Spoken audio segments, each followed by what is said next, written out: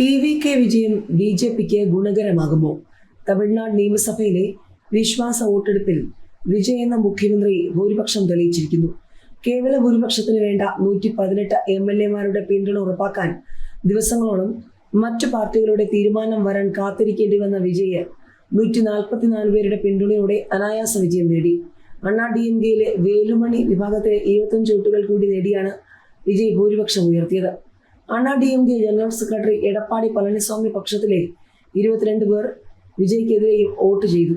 ഇതോടെ എടപ്പാടി പക്ഷവും മുഖ്യ പ്രതിപക്ഷമായ DMKയും സഭയിൽ തന്നെ വിജയ്ക്കെതിരെ രംഗത്ത് വന്നു. കുതിര കച്ചവടമാണ് സംശുദ്ധ രാഷ്ട്രീയം പറഞ്ഞുവന്ന ടി.വി.കെ നടത്തുന്നതെന്നും വിമർശനം ഉയർന്നിട്ടുണ്ട്. തൊട്ടു പിന്നാലെ മുഖ്യമന്ത്രിയുടെ ഓഫീസിൽ ജോത്സ്യൻ രാധൻ പണ്ഡിറ്റിനെ നിയമിച്ച നടപടിയും സഖ്യകക്ഷികളുടെ സമ്മർദ്ദത്തെ തുടർന്ന് ടി.വി.കെക്ക് പിൻവലിക്കേണ്ടി വന്നു. തമിഴ്നാട് രാഷ്ട്രീയത്തിലെ സമവാക്യങ്ങൾ മാറി മറിയുന്നുവെന്നാണ് ടി.വി.കെയുടെ ജയവും അധികാരാരോഹണവും സൂചിപ്പിക്കുന്നത്. ടി.വി.കെക്കൊപ്പം ചേർന്ന കോൺഗ്രസിന്റെയും ഒരു സീറ്റിലേക്ക് വീണ ബി.ജെ.പിയുടെയും തമിഴ്നാട്ടിലെ സാധ്യതകളെയും അത് സ്വാധീനിക്കും. ടി.വി.കെ വന്നത് ക്ലീൻ പൊളിറ്റിക്സ് ചെയ്യുമെന്ന് പറഞ്ഞ്, എന്നാൽ നടത്തുന്നത് ഡേർട്ടി പൊളിറ്റിക്സ്. രൂക്ഷമായി വിമർശിച്ച M.K. സ്റ്റാലിൻ. ടി.വി.കെയെ രൂക്ഷമായി വിമർശിച്ച് DMK.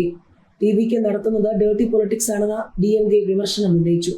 വിശ്വാസ വോട്ടെടുപ്പിൽ തമിഴ്നാട് മുഖ്യമന്ത്രി വിജയ്ക്ക് അനുകൂലമായി ഒരു വിഭാഗം അണ്ണാ DMK MLA-മാർ വോട്ട് ചെയ്തതിന് പിന്നാലെയാണ് രൂക്ഷ വിമർശനവുമായി മുൻ മുഖ്യമന്ത്രി M.K. സ്റ്റാലിൻ രംഗത്തെത്തിയത്.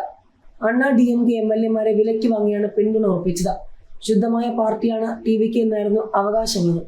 എന്നാൽ MLA-മാരെ തൂക്കുന്ന കക്ഷിയാണ് ടി.വി.കെ എന്നും M.K. സ്റ്റാലിൻ കുറിച്ചു. ബഹുമാനപ്പെട്ട മുഖ്യമന്ത്രിയുടെ ഓരോ നീക്കവും ജനങ്ങൾ നിരീക്ഷിക്കുന്നുണ്ടെന്ന് സ്റ്റാലിൻ പറഞ്ഞു. ADMK അംഗങ്ങളെ പുലർത്തിയതിന് പ്രതിഫലമായി എന്താണ് നൽകാൻ പോകുന്നതെന്നറിയാൻ ജനം കാത്തിരിക്കുകയാണ്. വിശ്വസിച്ച് വോട്ട് ചെയ്ത ജനങ്ങൾ ഇപ്പോൾ ഏറെ വേദനിക്കുകയാണ്. ഭരണകക്ഷിയുടെ ആദ്യ നടപടികൾ അനാരോഗ്യകരമായ രാഷ്ട്രീയത്തിന്റെ തെളിവാണെന്നും സ്റ്റാലിൻ പറഞ്ഞു.